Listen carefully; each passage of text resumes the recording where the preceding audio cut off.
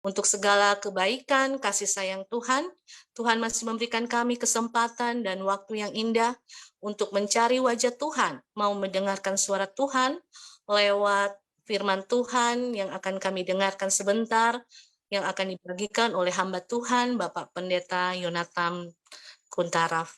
Berkati kami seluruh partisipan yang sudah hadir, yang sudah join, maupun yang akan siap-siap join.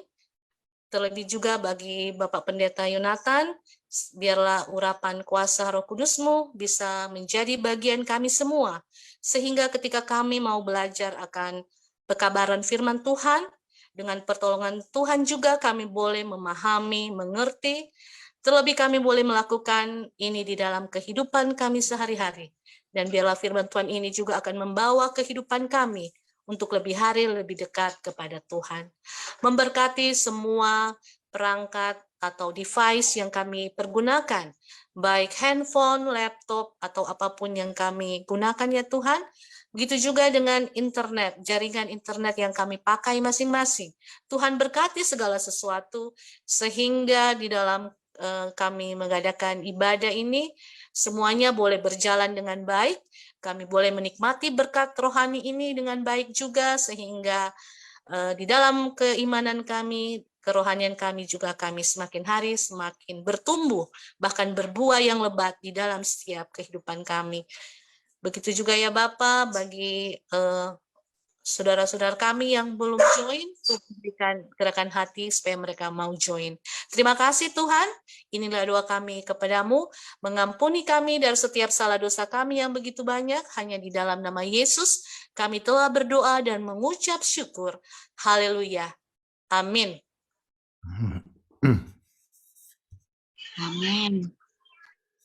Baik, pada malam hari ini kita akan mendengarkan pembahasan pelajaran firman Tuhan yang begitu indah, yang tidak kalah menarik ya dari pembahasan-pembahasan minggu yang lalu.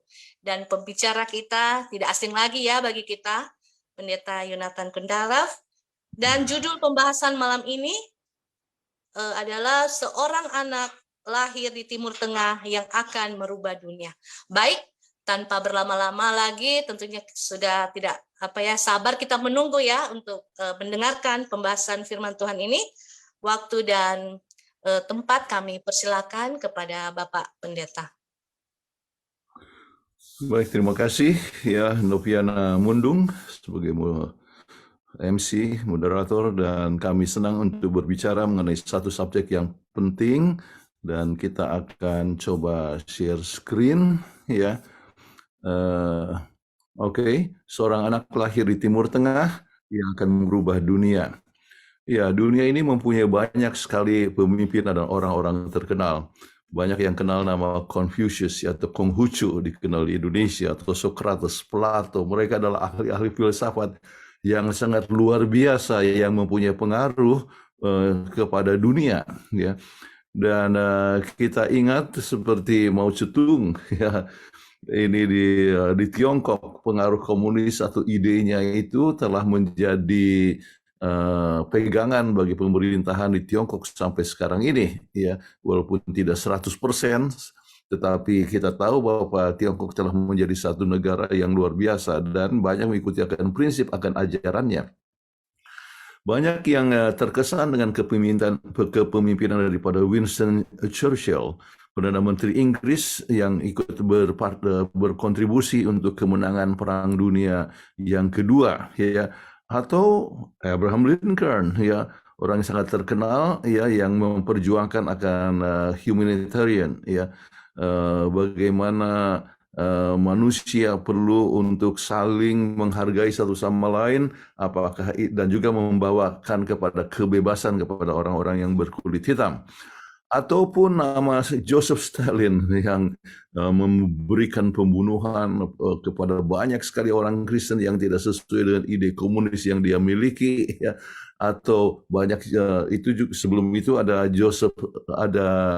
Lenin, ya, yang juga membawa ide komunisme, ya, di Rusia.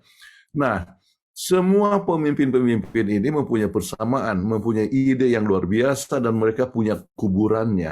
Ya, ini adalah kuburan daripada Lenin yang Anda bisa lihat ya kalau misalnya Anda pergi ke Red Square di Moskow. Namun ada satu hal yang kita akan coba bahas adalah seorang yang bernama Yesus Kristus yang kuburannya ada tetapi kosong. Ya, jadi kuburannya itu ada. Kenapa? Oleh sebab ternyata ia telah bangkit. Jadi orang-orang penting yang tadi itu ada kuburannya dan jasadnya atau mungkin dia punya sisa-sisa tulang masih ada di dalamnya. Tetapi Yesus tidak. Ya, berapa kali kami berkunjung ke Israel ya ada yang disebut Garden Tomb yang diduga itulah merupakan kuburan daripada Yesus Kristus dan memang isinya kosong. Ya. Nah, kalau begitu, jika Yesus dibangkitkan dari kematian, dia lebih dari seorang manusia. Ia adalah Allah. Ya. Jadi bila Kristus telah dibangkitkan dari kematian, ia memiliki kuasa terhadap kubur. Dan itu yang kita percayai dan itulah yang terjadi dengan kehidupan Yesus. Bila Kristus benar Allah, jika kuburan tidak sanggup menahan dia, maka penawarannya akan hidup kekal adalah benar. Sebab ia menawarkan akan hidup kekal kepada kita semua. Bila Kristus benar Allah, ia dapat merubah hidup kita. Ya, yaitu satu kehidupan yang makin lama dari orang yang sangat murung ya, namun akhirnya bisa menjadi orang yang sangat bergembira ya. Orang yang tadinya jahat bisa menjadi seorang yang mempunyai kebaikan. Kalau begitu Yesus itu adalah makhluk yang dapat mengubah kita. Nah, Yesus juga yang telah menyebabkan orang-orang yang di penjara sekalipun seperti Paulus yang tetap ya bersuka cita walaupun berada di dalam kuburan ya. Jadi perubahan itu dan itulah yang menyebabkan begitu banyak orang Kristen yang tidak takut untuk menghadapi kematian. Sebagian harus disalibkan atau dibakar ataupun juga berhadapan dengan binatang-binatang buas ya di arena-arena Roma ataupun Yunani ya Athena. Banyak orang Kristen yang telah menjadi korban dan mereka siap untuk mati. Ya. Kenapa? Oleh sebab kepercayaan kepada Yesus Kristus. Nah, adanya suatu kuasa kebangkitan yang dapat mengubah kita. Ya, dan ialah yang tetap membuat kita bisa lepas daripada belenggu-belenggu akan kejahatan. Yesus melepaskan kita, kalau begitu dia bisa melepaskan kita juga dari kuasa alkohol atau narkotika. Kalau seandainya ada yang mempunyai masalah dengan ini, Yesus juga dapat melepaskan kita daripada belenggu amoral, pornografi yang sering menguasai akan manusia sekarang ini, ya, ataupun Yesus melepaskan kita daripada kuasa materialisme yang memikirkan bahwa materi itu yang akan dapat mengubah kita, yang memberikan kebahagiaan kepada kita. Yesus melepaskan kita daripada pembenaran keagamaan yang merasa bahwa kita sudah benar dan tidak perlu mencari akan kebenaran lagi. Ya, untuk itu kita akan belajar Alkitab bersama-sama supaya kita dapat mengenal akan Yesus yang sudah lahir di Timur Tengah yang telah mengubah akan dunia.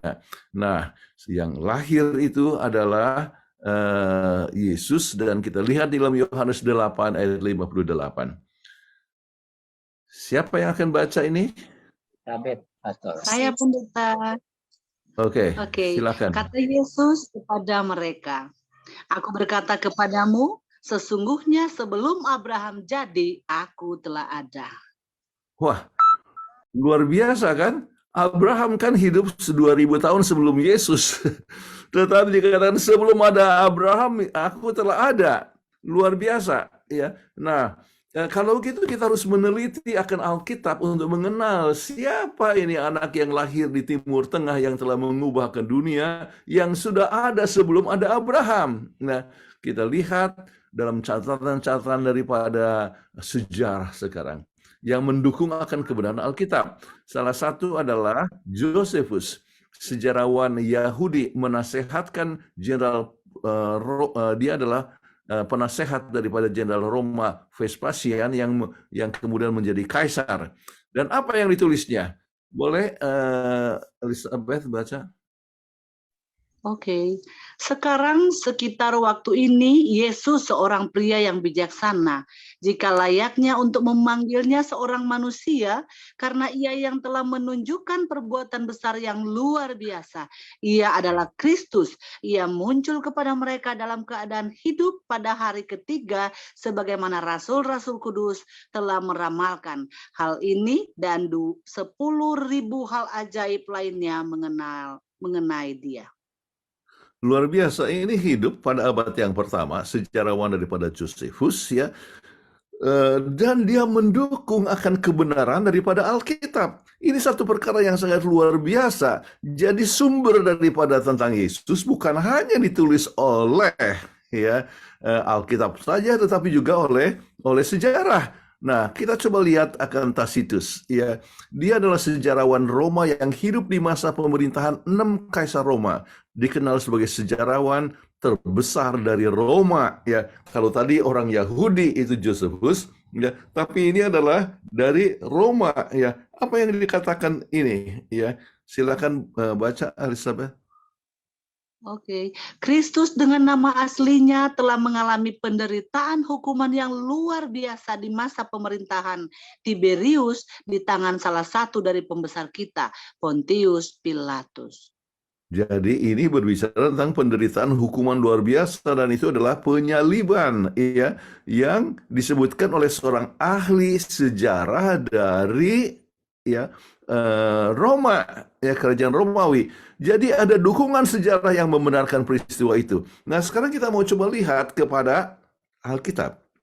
Ya, Alkitab ternyata yang penulisnya itu ada raja, ada perdana menteri, ada gembala, ya. Mereka itu dengan macam-macam penulis, ternyata semuanya menunjuk kepada Yesus Kristus, ya. Ini hal yang luar biasa. Dan apa yang dikatakan oleh Dr. James Strange dari Universitas Florida Selatan, ya, dia berbicara tentang probabilitas statistik.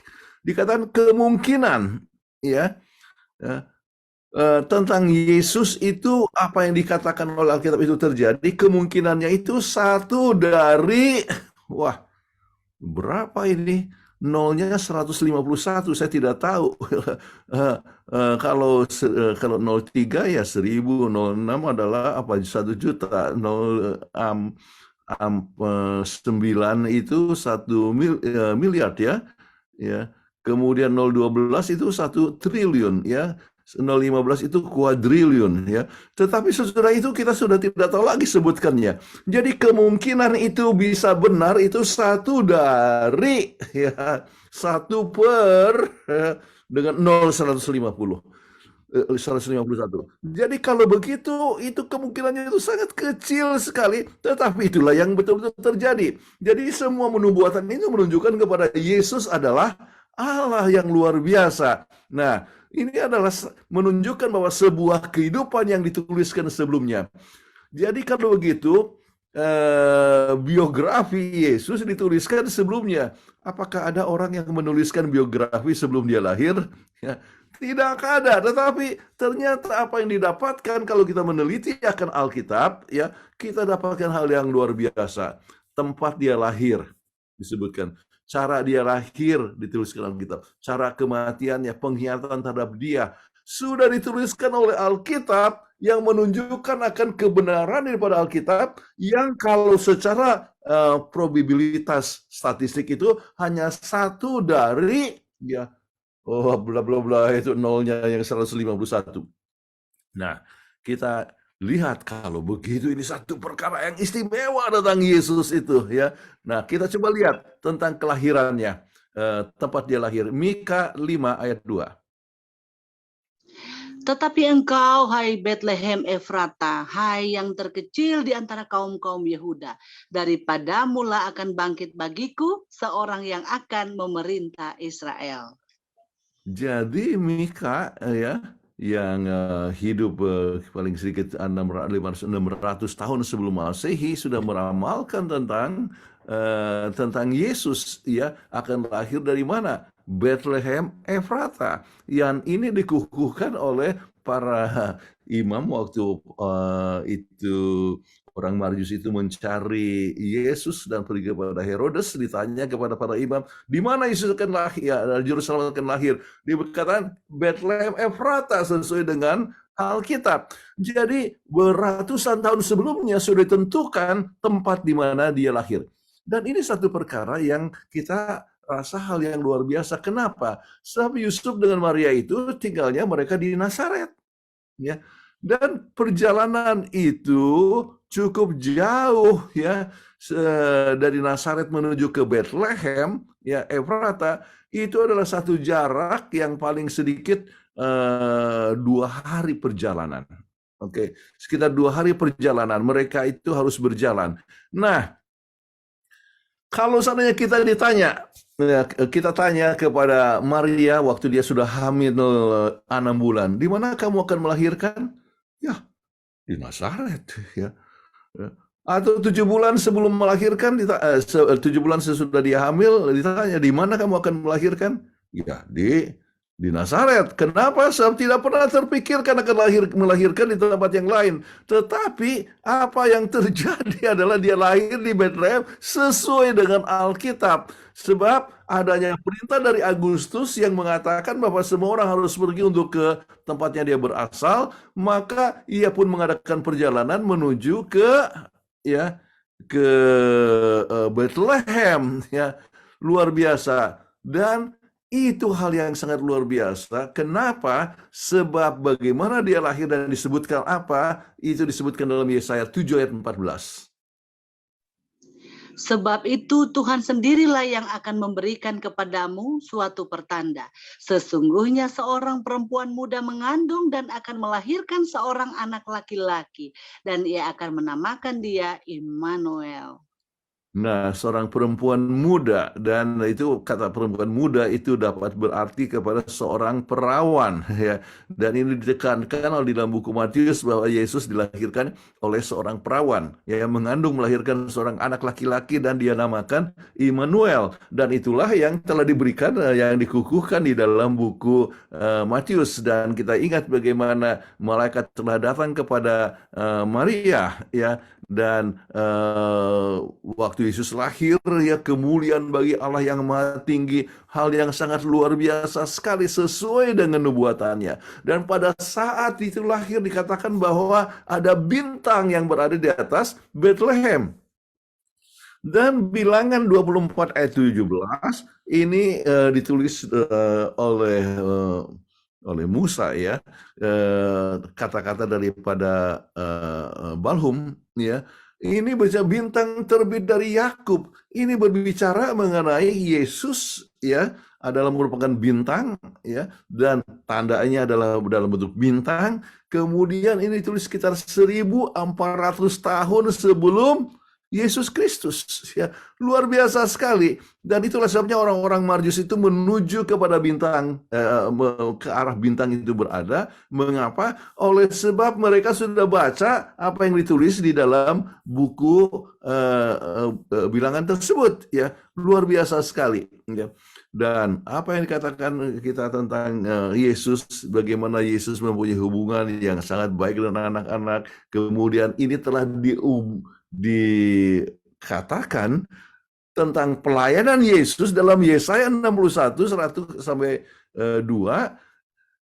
Boleh tolong baca, Elizabeth? Ya, Roh Tuhan Allah ada padaku, oleh karena Tuhan telah mengurapi aku.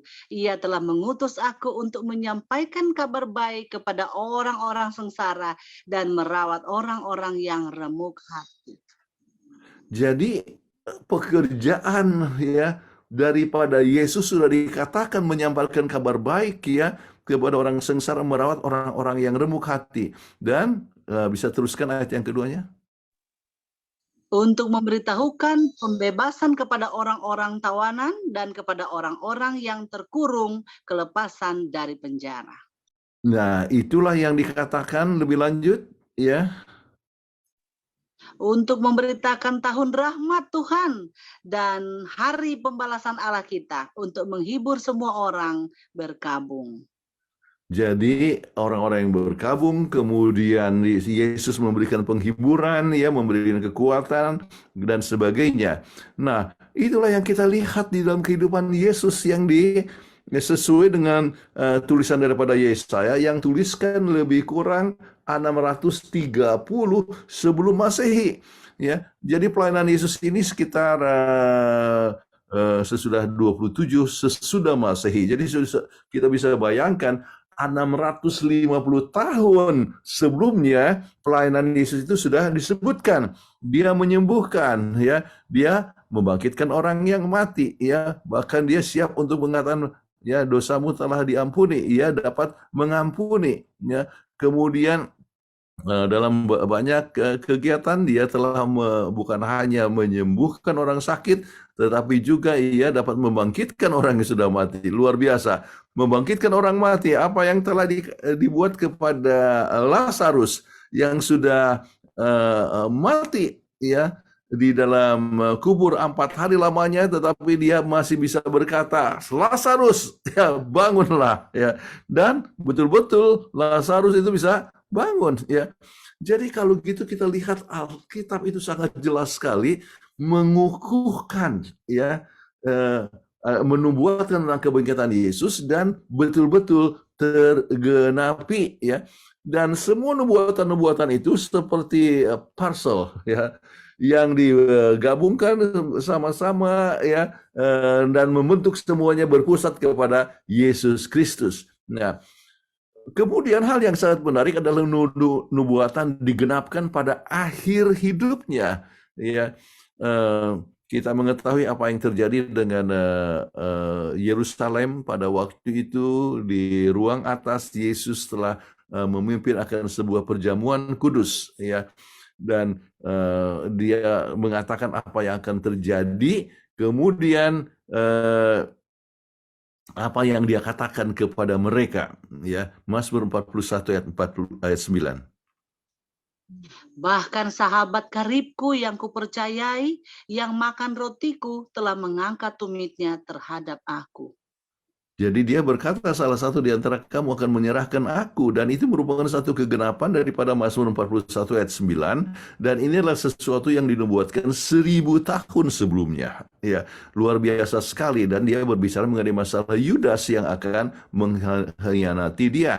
Dan kita ingat akan Yudas, oleh sebab dia mau dapatkan uang, maka dia coba berusaha untuk mendapatkan uang itu dengan cara menjualkan Yesus Kristus, ya. Tetapi hal yang sangat menarik, ya, adalah apa yang dikatakan oleh Zakaria, ya, dalam 11 ayat 12 dan 13. Maka mereka membayar upahku dengan menimbang 30 uang perak. Jadi disebutkan, ya, 30 keping perak. Bagaimana Alkitab mengetahui bahwa di hari-hari Kristus 500 tahun sesudah Zakaria, bahwa harga dari seorang budak adalah 30 uang perak, ya. Mengapa? Sebab kita coba lihat, ya, kalau kita beli roti, ya, 10 tahun yang lalu dan sekarang, ya, apa kira-kira harga roti itu sama? Oh, tidak, ya. Kalau kita lihat kepada gasolin, ya, bensin, ya, 20 tahun yang lalu dan sekarang apakah sama? Oh, tidak.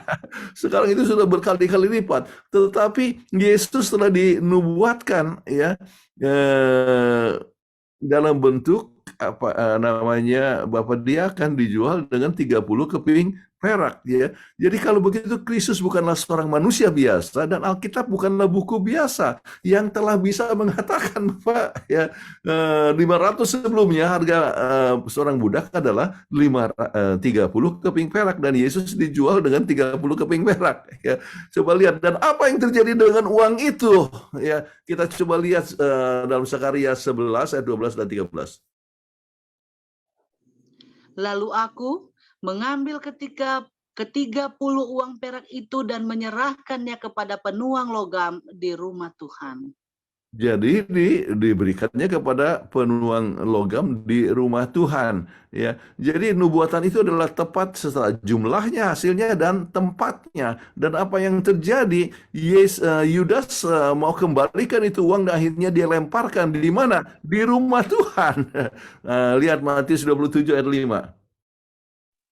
Maka ia pun melemparkan uang perak itu ke dalam bait suci lalu pergi dari situ dan menggantung diri.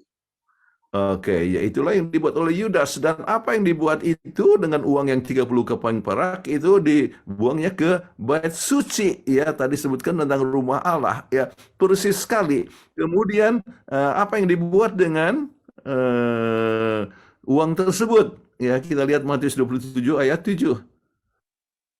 Sesudah berunding, mereka membeli dengan uang itu tanah yang disebut tanah tukang periuk untuk dijadikan tempat pekuburan orang asing. Dan ini persis seperti yang dikatakan di dalam Zakaria tadi, ya. Ya, bagaimana itu uang ya diserahkan kepada tukang periuk ya dan sebagai penuang tadi sebutkan. Baik, jadi nubuatan kita lihat nubuatan dari 24 jam terakhir kehidupannya yang membawa kepada satu poin yang sangat jelas sekali. Misalnya tentang aniaya yang dialami, Yesaya 50 ayat yang ke-6. Aku memberi punggungku kepada orang-orang yang memukul aku dan pipiku kepada orang-orang yang mencabut jenggotku. Dan itulah yang dialami, bagaimana ia harus, Alkitab katakan bahwa dia harus disesah, ya, dan dia harus menyerahkan akan punggungnya, dan dia harus dicemeti dengan itu cemeti yang mempunyai logam dan tulang-tulang, ya, potongan tulang, ya, itu sangat menyakitkan sekali, ya, dan ayat berikut. Aku tidak menyembunyikan mukaku ketika aku dinodai dan diludahi. Dan bukankah itu yang terjadi dengan Yesus Kristus, bagaimana ia harus dinodai dan diludahi, ya, orang-orang menempeleng dia dan sebagainya, ya. Jadi apa yang terjadi dengan Yesus yang harus mati, ya, dan menderita, ya, itu telah dituliskan oleh Yesaya lebih kurang 630 sebelum Masehi. Ya, kemudian bagaimana akhirnya itu Pilatus telah mengambil keputusan, ya, apa yang harus dibuat dengan orang ini yang dia tahu bahwa dia tidak bersalah, ya, tetapi ternyata mereka katakan salibkanlah dia. Kemudian Yesus harus disalibkan, dan penyaliban Yesus bagaimana ia harus direntangkan tangannya, kemudian dipaku tangannya. Ini kita bisa lihat tulisan Daud 1000 tahun sebelumnya. Kita coba lihat Mazmur 22 ayat 16. Sebab anjing-anjing mengerumuni aku, gerombolan penjahat mengepung aku, mereka menusuk tangan dan kakiku. Luar biasa sekali, nubuatan tentang Yesus dinubuatkan 1000 tahun sebelumnya, ya, dan tangan dan kaki ditusuk, dan itu adalah pengalaman dari seorang yang disalibkan. Bagaimana dia bisa tahu sedangkan penyaliban itu dipraktekkan baru tahun 150 sebelum Masehi hingga 320 tarikh Masehi. Sebab sebelum itu 850 tahun sebelum ini dilaksanakan, maka Daud sudah mengatakan praktek ini belum dipraktekkan sebelumnya, tetapi sudah dikatakan 850 tahun sebelumnya, dan itu artinya dialami oleh Yesus pada tahun 31, ya, dan itu berarti bahwa 1000 tahun 31 tahun sebelumnya sudah dikatakan apa yang dialami oleh Yesus. Luar biasa, ya. Dan pengalaman-pengalaman Yesus yang harus menderita di kayu palang menunjukkan perkara yang luar biasa. Namun di kayu palang, dia masih siap untuk mengampuni akan orang lain. Dia bahkan masih siap berusaha untuk menolong orang yang di sampingnya. Dan berkata dengan sesungguhnya aku berkata kepadamu pada hari ini, engkau akan bersama dengan aku di Firdaus, menunjukkan bahwa ia masih memikirkan akan orang lain. Dan apa yang telah dikatakan itu telah membuat kaget kepada orang-orang, kepada serdadu Roma sekalipun. Nah, salib Yesus adalah satu hal yang sangat luar biasa. Kenapa ia mati tetapi dia tidak terus mati? Mengapa? Kita lihat Yohanes 11 ayat 25. Jawab Yesus, akulah kebangkitan dan hidup. Barang siapa percaya kepada aku, ia akan hidup walaupun ia sudah mati. Nah, inilah kabar baik untuk kita masing-masing bahwa Yesus ya, walaupun telah mati, dia telah bangkit, maka kita pun tidak perlu takut dengan kematian sebab kalau kita mati satu waktu kita pun akan dibangkitkan ya. Jadi kalau begitu karena Kristus hidup, dia dapat mentransformasikan hidup Anda melalui rohnya ya. Baik, Yesus sampai sekarang ini masih merupakan pemecah masalah ya. Yesus masih juru selamat yang dapat mengampuni kita. Kalau kita mau datang kepadanya, maka kita bisa dapatkan keselamatan. Yesus adalah Tuhan yang dapat mengubahkan kehidupan kita, sehingga kita dapat berhidup yang bertumbuh, yang tetap bersuka cita, walaupun banyak masalah yang kita alami. Kemudian Yesus masih melakukan mujizat. Ya, mujizat yang sangat terbesar adalah perubahan hidup kita dapat berubah melalui Yesus Kristus. Ada pengalaman dari seorang yang bernama John Newton yang hidup tahun 1725 sampai 1807. Apa yang dialami oleh John Newton? Dia telah terlibat dalam berbagai macam kejahatan dan salah satu adalah sebagai bos daripada perbudakan. Ya. Jadi dia adalah bos daripada perbudakan. Dia membawa orang-orang dari Afrika, ya, kemudian dijual, ya, dibawa ke Amerika dan sebagainya. Dan satu waktu dia mengalami satu bencana, artinya berada di laut lepas. Dan pada waktu itu, ya, dia menyadari bahwa hidupnya, ya, tidak akan mengalami hidupnya itu tidak pasti. Maka dalam keadaan yang seperti ini dia berseru kepada Tuhan, ya, Tuhan selamatkanlah saya mau menjadi seorang yang baru. Dan maka pada waktu itulah ternyata laut yang menggelora itu makin lama makin tenang, dan dalam ketenangan itu maka sekarang dia rasakan berkat Tuhan yang luar biasa sampai dia menuliskan lagu Amazing Grace, ya, itu kasih karunia yang luar biasa, ya, kasih karunia luar biasa. Dan kasih karunia inilah yang diberikan oleh Tuhan Yesus. Makanya ia mengundang kepada kita masing-masing. Alkitab berkata, lihatlah aku berdiri di muka pintu sambil mengetuk, barang siapa yang membuka pintu, ya, maka aku akan masuk ke dalamnya, maka aku akan makan bersama dia dan dia dengan aku, ya. Yesus mengetuk pintu hati kita masing-masing. Yesus yang menjadi juru selamat kita siap untuk, ya, mengampuni dosa kita, merubah hidup kita sehingga kita menjadi manusia yang baru, ya. Mudah-mudahan hidup kita adalah hidup yang dapat berubah sebab Yesus sudah mati dan dia sudah bangkit, dia punya kuasa transformasi dan dia bisa mengubah hidup kita masing-masing.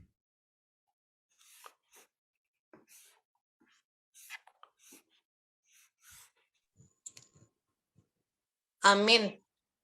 Puji Tuhan untuk pekabaran firman Tuhan yang sudah dipaparkan oleh Bapak Pendeta Jonathan Kuntara. Begitu jelas kepada kita bahwa Yesus sudah dilahirkan ke dunia ini untuk mati bagi saudara dan saya, bagi kita semua, untuk memberikan jaminan keselamatan kepada kita semua. Marilah kita mau membuka hati kita untuk menerima keselamatan yang Yesus sudah berikan. Baik, Bapak Ibu, kita akan masuk dalam sesi tanya jawab.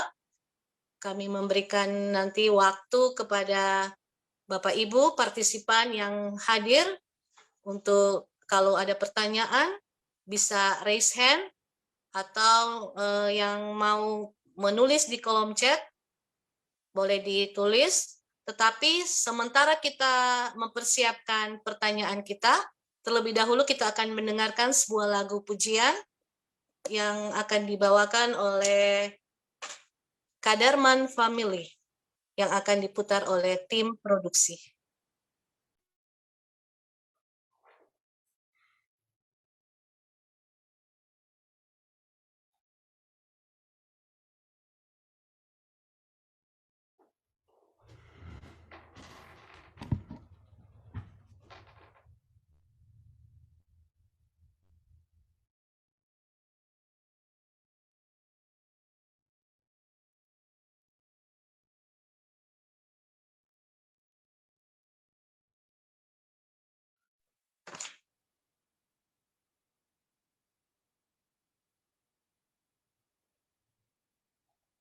Dipersilakan tim produksi untuk lagu Puji. When I am sad, He makes me glad. He is my friend. Jesus is all the world to me, and true to Him I'll be. Or how could I this friend deny when He is so true to me? Following Him, I know I'm right. He watches o'er me day and night. Following Him by day and night. He is my friend. Jesus is all the world to me. I want no better friend. I trust Him now, I'll trust Him when life's fleeting days shall end. Beautiful life with such a friend. Beautiful life that has no end. Eternal life, eternal joy. He is my friend.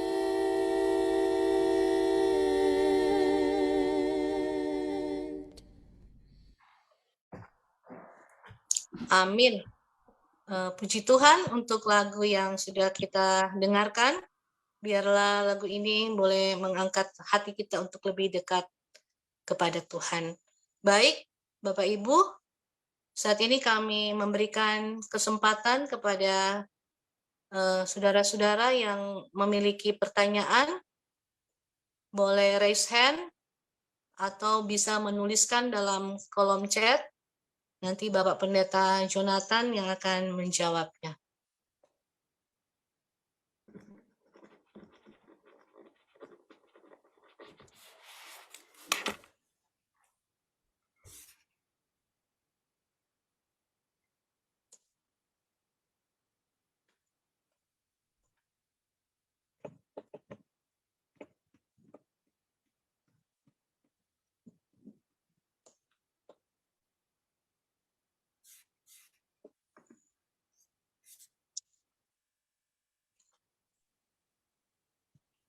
Baik, mungkin belum ada dari Bapak Ibu yang raise hand.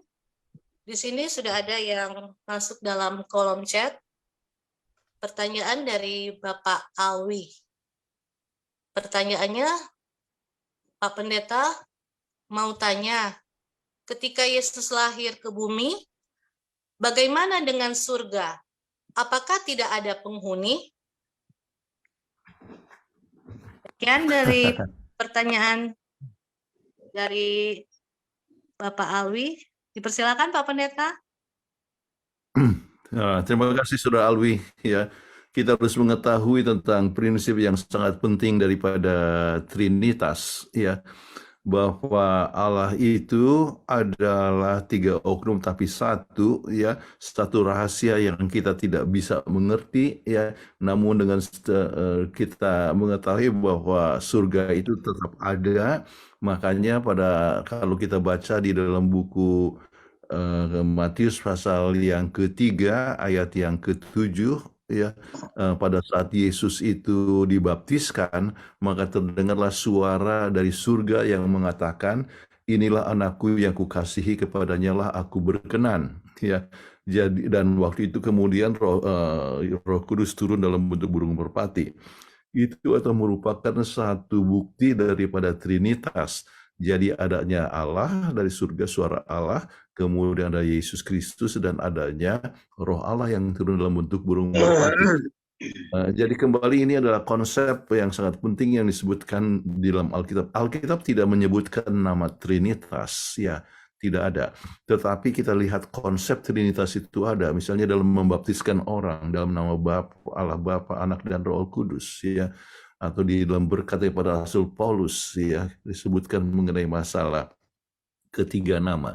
Jadi surga tetap ada, dan kita tahu bahwa ada Allah Bapa, dan dengan malaikat yang di surga itu tidak kosong. Oke. Terima kasih Pak Pendeta untuk jawaban. Semoga sudah terjawab ya kepada Pak Alwi. Di sini saya melihat ada Pak John Watupongo yang raise hand. Kami persilakan Pak John, open cam and mic. Baik, terima kasih. Shalom Pak Pendeta. Halo, bagaimana Bapak Dr. John Watupongo? Ya, kabarnya sedih karena temannya kita udah mendahului kita. Ya, saya ikut sedih juga. Ya. Ya, makanya saya tulis ucapan duka cita, ya, atas meninggalnya Esther Rondonuwu, ya. Iya. Baik Pak Pendeta, pertanyaan saya sebenarnya kita sudah tahu semua ceritanya Tuhan Yesus ini, dia lahir, ya. Tapi pertanyaan saya begini, kalau dia lahir secara berproses itu secara normal, ya, maka dia kan lahir melalui jalannya kelahiran. Tapi ya oke, itu dari segi ilmiah. Tapi kita tahu bahwa Tuhan Yesus, dia Roh Kudus yang menuntun dia sampai dia lahir oleh Allah. Ya. Nah, pada waktu dia lahir, datanglah orang Majus ini ke Bethlehem. Nah, orang Majus ini melihat bintang. Jadi mereka mengikuti bintang. Nah, yang menjadi pertanyaan saya begini, orang Majusnya tahu bagaimana dia bisa lahir. Dia dapat berita dari mana? Karena mereka itu datangnya kalau nggak salah dari timur, dari bagian timur. Itu aja Pak Pendeta. Orang Majus. Kemudian yang kedua pertanyaannya, itu mereka menyerahkan persembahan mur, emas, dan semuanya. Tapi yang saya mau tanyakan, mur itu apa itu? Semacam minyak wangi atau apa? Makasih Pak Pendeta. Oke.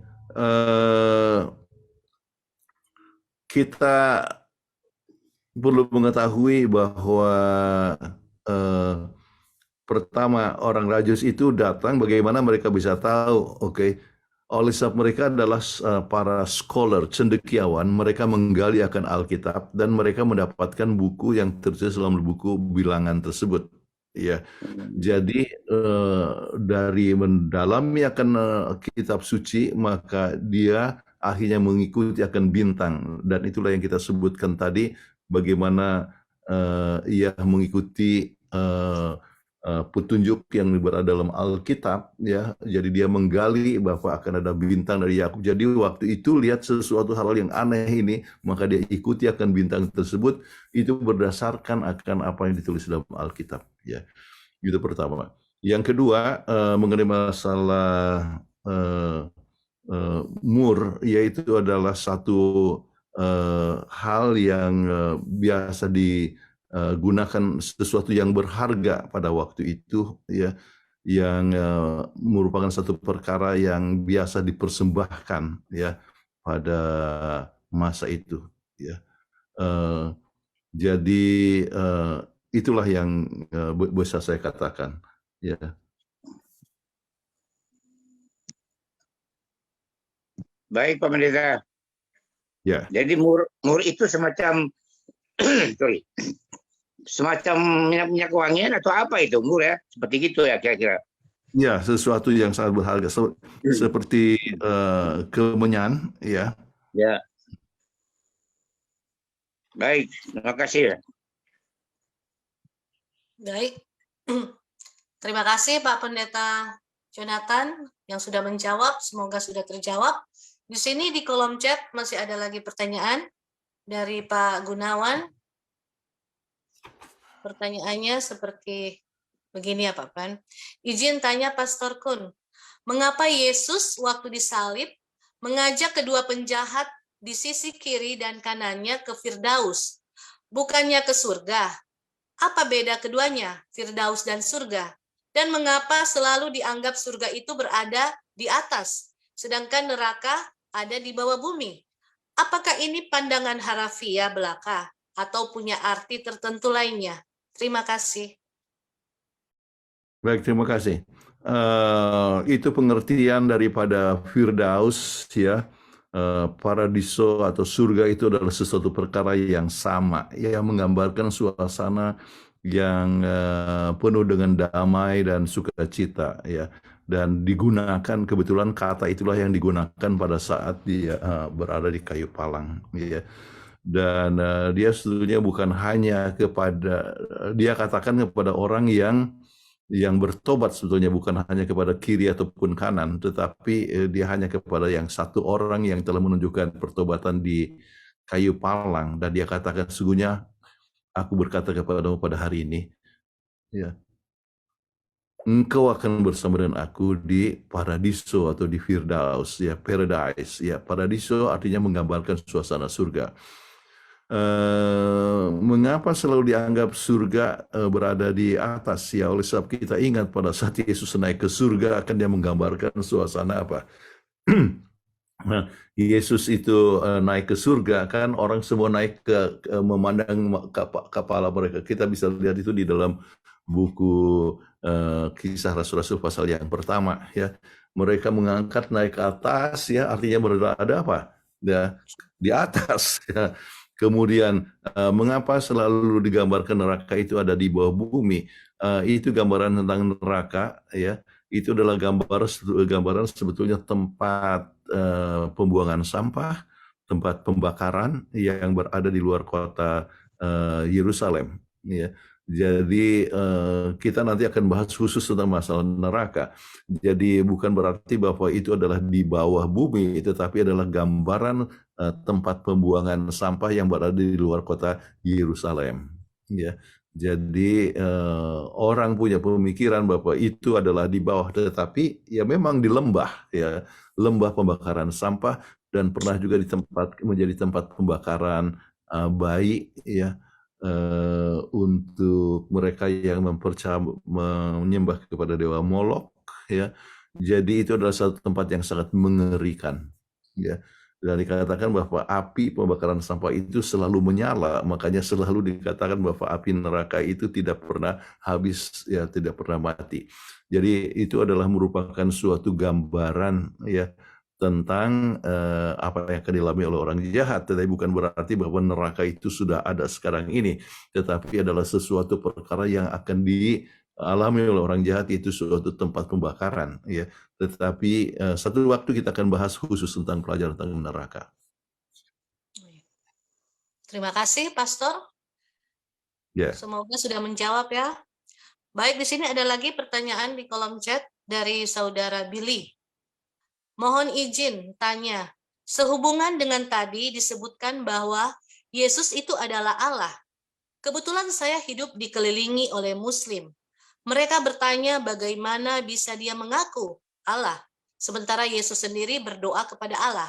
Terima kasih. Terima kasih. Ya, ini pertanyaan yang sangat baik, ya.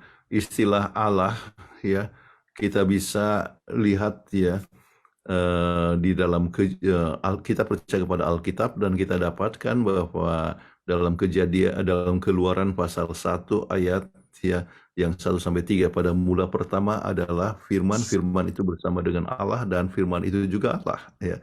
Dan firman dalam ayat yang ke-14, dan firman itu telah menjadi manusia dan tinggal di antara kita. Jadi itu menunjukkan bahwa Yesus itu adalah sebagian daripada kealahan, ya.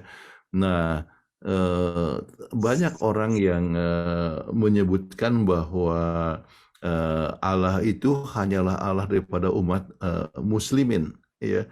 tetapi penggunaan kata Allah ya itu sebetulnya berasal dari kata El lah ya, El kemudian Elah dalam bahasa Aramaik ya, yang akhirnya melalui menjadi kata Allah dalam bahasa Arab ya, menunjukkan tentang the God ya, yaitu satu-satunya Allah ya.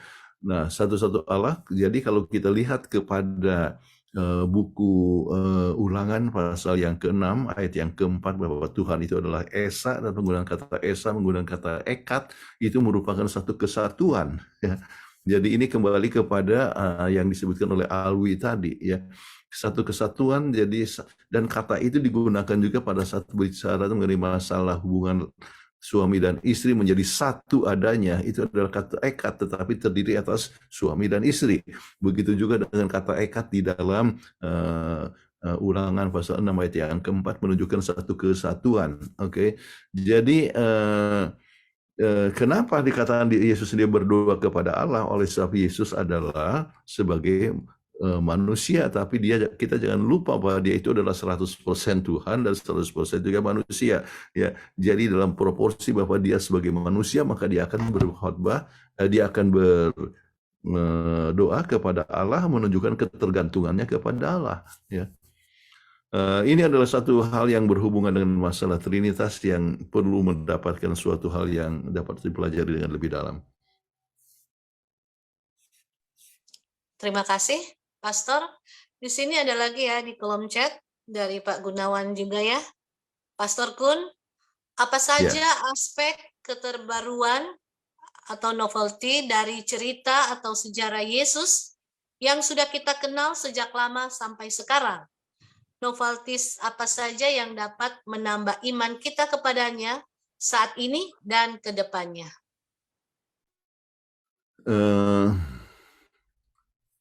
Saya tidak mengerti apa yang dimaksud dengan novelty. Ya, kalau novel, apakah itu berasal dari kata novel?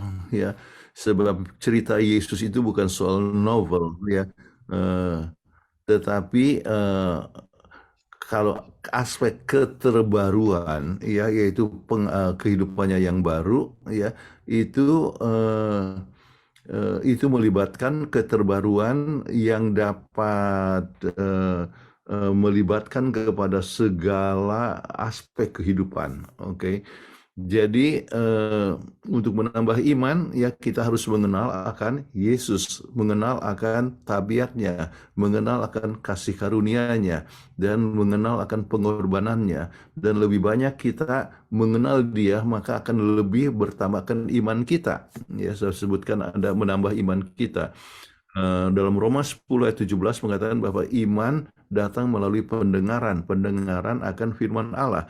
Jadi firman Allah, dan Yesus sendiri adalah firman Allah, ya, maka mengenalkan Dia menambahkan kita punya iman, ya, dan bertumbuh terus, ya, sampai kepada disebutkan sekarang ini dan sampai kepada masa depan.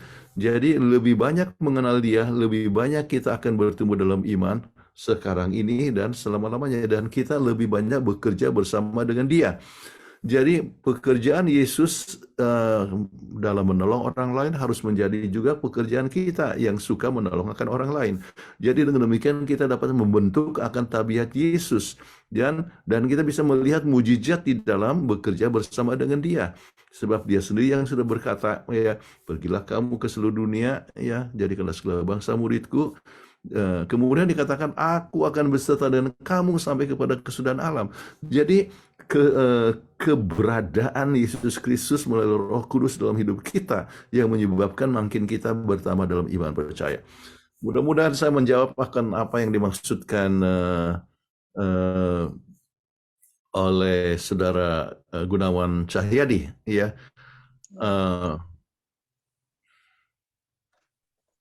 Ya, Pastor, maksud saya mungkin ada hal-hal lain yang belum digali dari Alkitab dulu, Pastor. Keterbaruan, seperti kita kalau bikin riset itu kan selalu mesti menunjukkan keterbaruan, pengembangan ilmu, dalam hal ini pengembangan iman kita, gitu, Pastor Kun. Oh ya, Jadi Ya. mungkin ada hal-hal yang terlupakan yang selama ini kita belum gali, belum discuss tentang sejarah Yesus itu, yang kiranya dapat mempertebal iman kita kepadanya sebagai pemecah masalah. Tadi kan Pastor terangin dia tetap sebagai pemecah masalah, juru selamat yang maha kasih, dan lain sebagainya. Itu maksud saya, Oke. Pastor. Terima kasih. Terima kasih. Setiap kita baca Alkitab, kita akan selalu dapatkan yang baru. Sesuatu yang kadang-kadang kita baca dengan selewat, akhirnya dengan mendalam, dengan membaca lagi kita dapatkan sesuatu yang baru. Kalau Anda ingin mengenalkan Yesus dengan lebih dalam, ya, saya tidak tahu kalau ada yang pernah memberikan buku kepada Saudara Gunawan Cahyadi, ya, yaitu yang berjudul The Desire of Ages, kerinduan segala zaman. Wah, banyak yang kita akan selalu dapatkan hal yang baru. Jadi sesuatu yang baru ini kita bisa dapat setiap hari, ya, dan mempunyai arti yang baru. Ya, kadang-kadang kita dapat lihat, ya, sesuatu yang baru melalui suatu khotbah, ya, melalui suatu ajaran. Jadi sesuatu perkara yang baru selalu kita dapat, ya. Saya senang Saudara Gunawan Cahyadi selalu ikut pelajaran Alkitab, apakah yang bahasa Inggris atau bahasa Indonesia, selalu pasti ada suatu hal yang baru. Ya. Baik, terima kasih Pastor Kun untuk pencerahannya. Iya, iya. Oke. Baik, terima kasih Pastor. Di sini ada pertanyaan yang masuk.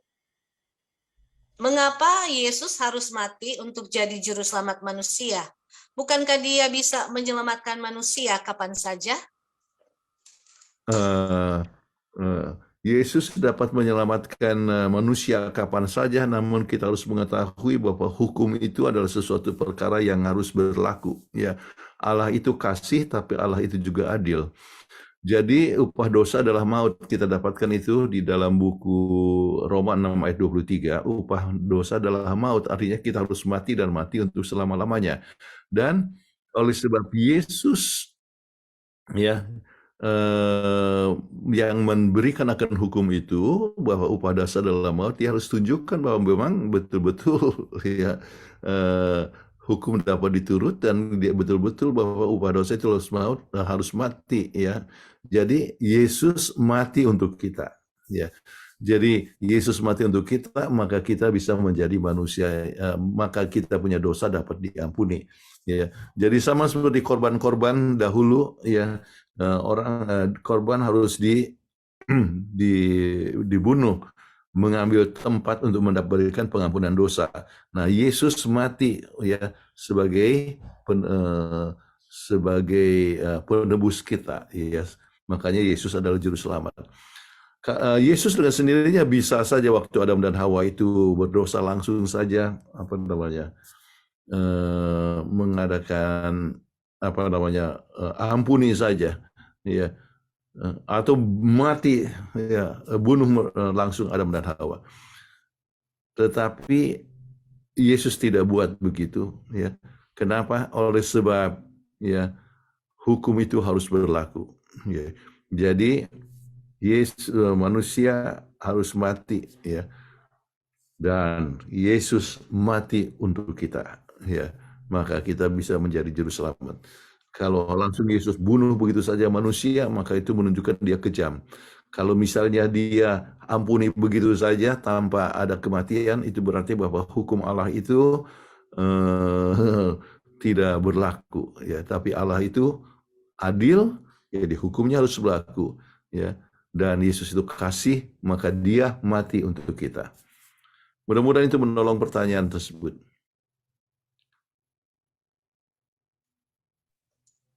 Terima kasih, Pastor. Ya.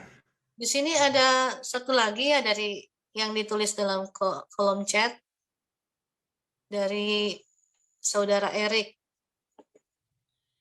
Good evening, Pastor Kun.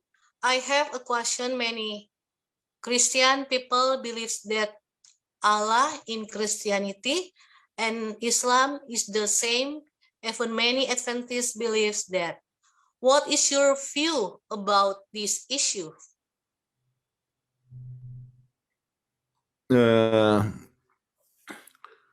Saya percaya, Eric, can you understand Indonesian if I will explain it in Indonesian? I have listening also, Pastor. Huh?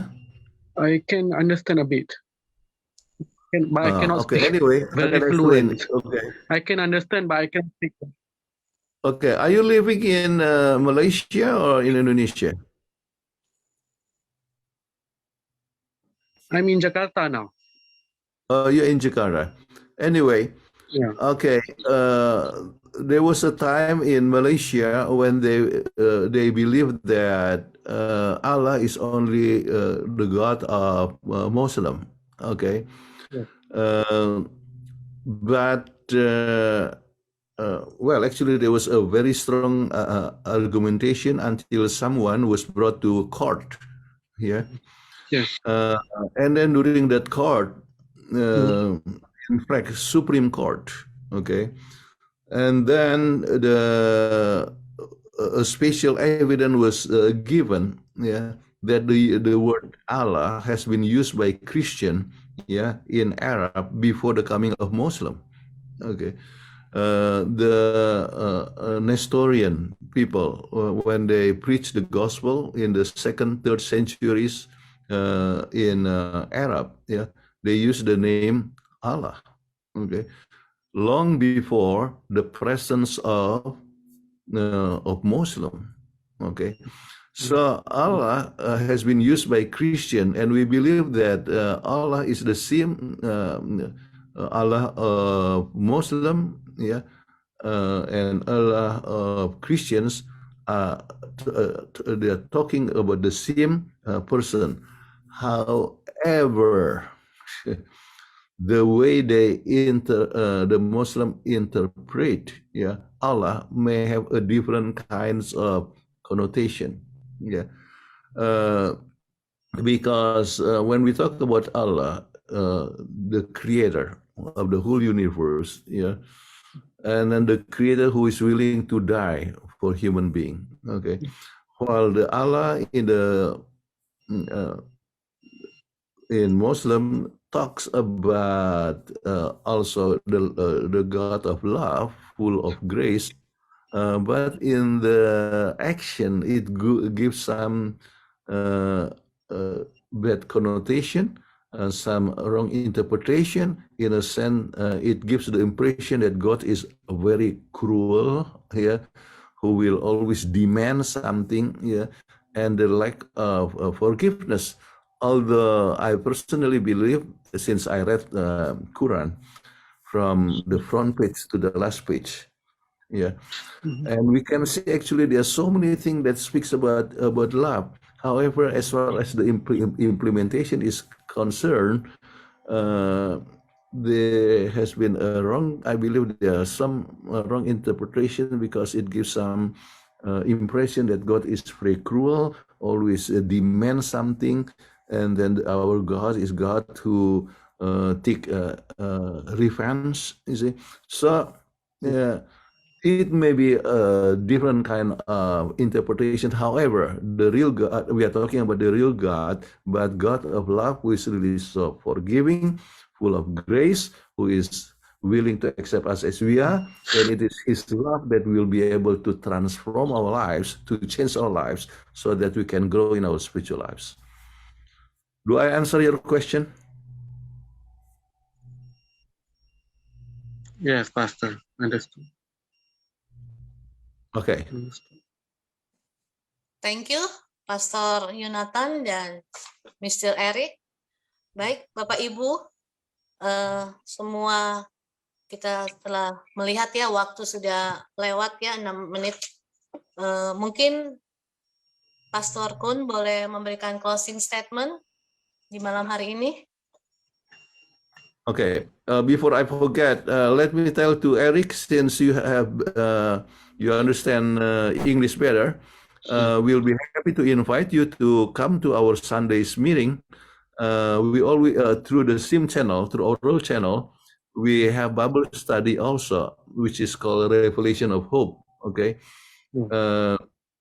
and every Sunday morning, I think Indonesian time is 8 o'clock. Yeah, 8 in the evening, 9 o'clock here in the morning in North Carolina. Baik, saudara-saudara sekalian, terima kasih untuk perhatiannya untuk belajar Alkitab. Yesus itu adalah makhluk yang luar biasa. Ya. I have a Kenapa? question. Yes. I just want to ask you, is it okay if, let's say, if I need counseling, if I need counseling with you, how to contact you? Yeah. Okay. You can email me or you can call me. Yeah. Mhm. Yeah. Or just use WhatsApp. Okay. Or send text. Okay. And you have to start with 1. Okay. In America. Okay. And then 240 461 7573. Okay. Again, Pastor, 1 and then 240 240 461 4861. 461 7573. Okay, I repeat again, 12404 and then 61 61 7573. 7573. That's all, yeah? Okay. Okay. 240 461 7573. Got it. I got it. Okay. Okay, Ya. Pastor. So I Baik, can. saudara-saudara sekalian, Yesus adalah makhluk yang luar biasa, ya, dan lebih banyak tentang Yesus kita dapatkan satu perkara yang kita sebutkan amazing, ya. Kenapa? Oleh sebab kita dapatkan, ya, dinubuatkan lama sebelumnya, ya, dan tergenapi. Kemudian hidupnya luar biasa, ya, menunjukkan kasih Allah yang luar biasa. Jadi kita harus lebih banyak mengenali Yesus, dan kalau kita ingat Yesus di kayu palang, maka kita akan lebih terjamah, ya, dan itulah yang memberikan satu kuasa kepada kita untuk hidup dengan lebih baik, ya. Dan Tuhan yang telah hidup dan mati adalah Tuhan yang memberikan pengharapan kepada kita, sehingga kita boleh mempunyai pengharapan untuk hidup, pengharapan bukan hanya hidup baik di dunia ini, tapi juga hidup untuk selamanya di surga yang akan datang. Baik, kita sama-sama berdoa. Ya. Bapa dalam surga, kami bersyukur sebab kami mengenalkan Yesus Kristus yang telah lahir di dunia ini, namun Engkau telah menjadi juru selamat kami. Dan biarlah masing-masing kami dapat mengenalkan Yesus dengan lebih dalam. Engkaulah sumber damai, sumber sukacita, dan sumber kebahagiaan. Engkau adalah pengharapan dalam hidup kami. Kiranya kami dapat datang kepada Yesus dengan penuh keberanian, penuh penyerahan, dan kami dapat mempunyai kehidupan yang mempunyai transformasi kehidupan yang makin lama makin memuliakan nama Tuhan. Dan berkati akan semua pemirsa, ya, satu persatu dengan tantangan hidup masing-masing supaya dapat bertumbuh selalu dalam kerohanian untuk kemuliaan bagi nama Tuhan. Kami mohonkan doa ini dalam nama Yesus Kristus Juru Selamat kami. Amin. Amin. Puji Tuhan, acara kita telah berakhir sampai di sini. Tak lupa kami mengucapkan terima kasih banyak kepada Pastor Yonatan Puntaraf untuk pemaparan materi kita yang begitu baik, dan kepada seluruh partisipan yang sudah hadir, join lewat Zoom maupun yang menyaksikan lewat YouTube Orel Channel. Kita akan berjumpa kembali di minggu yang akan datang dengan topik yang lebih menarik lagi. Dari kami, terima kasih, Tuhan memberkati kita. Amin. Selamat malam.